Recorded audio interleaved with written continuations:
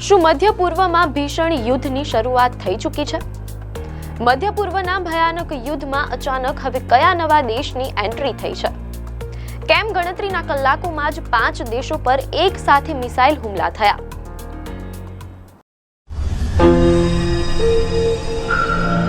નમસ્કાર દર્શક મિત્રો, ધ લોકસત્તા શોમાં આપનું સ્વાગત છે.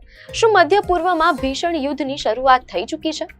મધ્ય પૂર્વના ભયાનક યુદ્ધમાં અચાનક હવે કયા નવા દેશની એન્ટ્રી થઈ છે? કેમ ગણતરીના કલાકોમાં જ 5 દેશો પર એક સાથે મિસાઇલ હુમલા થયા? મધ્ય પૂર્વમાં સ્થિતિ હવે કાબુ બહાર જઈ રહી હોય તેમ લાગી રહ્યું છે. મધ્ય પૂર્વના સંઘર્ષમાં શનિવારનો દિવસ અત્યંત નિર્ણાયક અને ચિંતાજનક સાબિત થયો છે, કારણ કે ગણતરીના કલાકોમાં જ 5 દેશો પર એક સાથે હુમલાની ઘટનાઓ બની છે. અમેરિકા અને ઇઝરાયલ વિરુદ્ધ ચાલી રહેલું આ સૈન્ય અભિયાન હવે ખાડી દેશો સુધી વિસ્તર્યું છે, જેમાં યમને પણ સત્તાવાર રીતે ઝંપલાવ્યું છે તેમ અહેવાલોમાં જાણવા મળેલ છે. આજે આપણે આ અહેવાલમાં વિગતવાર સમજીશું કે કેવી રીતે એક સાથે અનેક મોરચા ખુલી ગયા છે અને કેમ વિશ્વની અર્થવ્યવસ્થા હવે જોખમમાં છે. ઈરાન વિરુદ્ધ અમેરિકા અને ઇઝરાયલના સૈન્ય અભિયાનને 1 મહિનો પૂર્ણ થતાની સાથે જ શનિવારે યુદ્ધમાં એક નવો વળાંક આવ્યો છે. અત્યાર સુધી જે યુદ્ધ લેબનન અને ગાઝા પટ્ટી સુધી સીમિત જણાતું હતું, તેમાં હવે યમને પણ સીધું ઝંપલાવ્યું છે.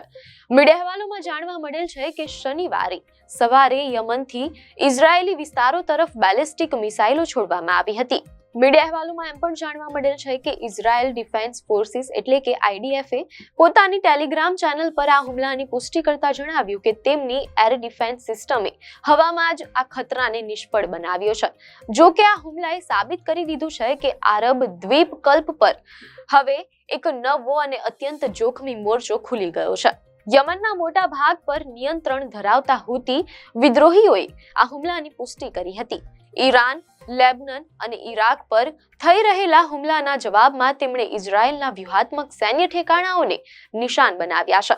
નિષ્ણાંતોના મતે હુતીઓનું આ યુદ્ધમાં જોડાવું એ મોટા પાયે પ્રાદેશિક યુદ્ધની શરૂઆત હોઈ શકે છે. શનિવારે માત્ર ઇઝરાયલ જ નહીં પણ અરેબિયન અખાતના 5 દેશો પણ ઈરાની મિસાઇલો અને ડ્રોનનો શિકાર બન્યા છે.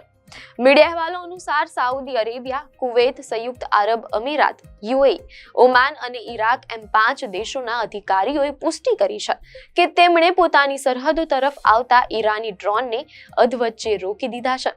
સાઉદી અરેબિયાના રિયાદ તરફ છોડાયેલા 3 ડ્રોનને તોડી પાડવામાં આવ્યા હતા. આ હુમલાઓ દર્શાવે છે કે ઈરાને હવે તેના હુમલાનો વ્યાપ વધારીને અમેરિકાના તમામ સહયોગી ખાડી દેશોને નિશાન પર લીધા છે, જેનાથી સમગ્ર ક્ષેત્રમાં ભયનો માહોલ છે.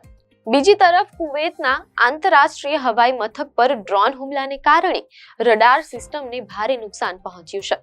ઓમાનના સલાલાહ બંદર પાસે પણ ડ્રોન ક્રેશ થયું છે. મીડિયા અહેવાલોમાં જાણવા મળેલ છે કે હુતી વિદ્રોહીઓ પાસે વર્ષ 2014 થી ઉત્તર પશ્ચિમ યમનનો કબજો છે, જે વિશ્વના સૌથી મહત્વપૂર્ણ વેપારી માર્ગ રાતા સમુદ્ર એટલે કે રેડ સી પર નિયંત્રણ આપે છે.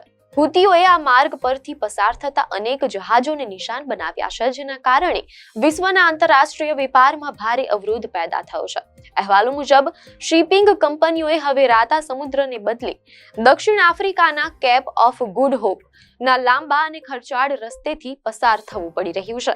આનાથી ભાડામાં વધારો થયો છે અને પુરવઠા તંત્ર ખોરવાઈ ગયું છે, જેની સીધી અસર આવનારા દિવસોમાં મોંઘવારી પર જોવા મળી શકે છે. વિશ્વની આર્થિક સ્થિતિ વધુ વણસવાનું કારણ ઈરાન દ્વારા હોર્મુઝની સામુદ્ર ધુની પર લાદવામાં આવેલી આંશિક નાકાબંધી છે. ઉલ્લેખનીય છે કે વિશ્વનું લગભગ 20% ક્રૂડ ઓઇલ આ સાંકડા જળમાર્ગ પરથી પસાર થાય છે. ઈરાને આ માર્ગને લગભગ બંધ કરી દીધો હોવાથી તેલના ભાવમાં ભડકો થવાની આશંકા છે. આ તમામ હિંસા અને અશાંતિ વચ્ચે અમેરિકાના રાષ્ટ્રપતિ ડોનાલ્ડ ટ્રમ્પના નિવેદનો પર હવે શંકાની સોય સેવાઈ રહી છે. મીડિયા અહેવાલોમાં જાણવા મળેલ છે કે ટ્રમ્પે શુક્રવારે એવો દાવો કર્યો હતો કે દુશ્મનાવટ અંતની નજીક છે અને ઈરાન સમાધાન ઈચ્છે છે. જો કે શનિવારે જે પ્રકારે હુમલાઓનો સિલસિલો જોવા મળ્યો તે જોતા ડોનાલ્ડ ટ્રમ્પના દાવા અને જમીની વાસ્તવિકતા વચ્ચે મોટો તફાવત દેખાઈ રહ્યો છે.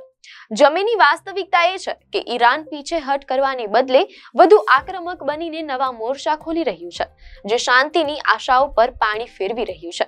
અહેવાલોમાં જાણવા મળેલ છે કે નિષ્ણાંતોના મતે ઈરાન દ્વારા કરવામાં આવેલા હુમલાઓ અત્યંત આયોજિત છે. અંતમાં સવાલ એ જ છે કે આ વિનાશક યુદ્ધ ક્યારે અટકશે? 5 દેશો પર થયેલા આ હુમલા અને યમનનો સીધો પ્રવેશ એ વાતનો સંકેત આપે છે કે મધ્ય પૂર્વમાં હવે ભીષણ અને વ્યાપક પ્રાદેશિક યુદ્ધનો ખતરો મંડરાઈ રહ્યો છે. આપને માહિતી સારી લાગી હોય તો વિડીયોને લાઈક અને શેર કરજો, ચેનલને સબસ્ક્રાઇબ કરજો.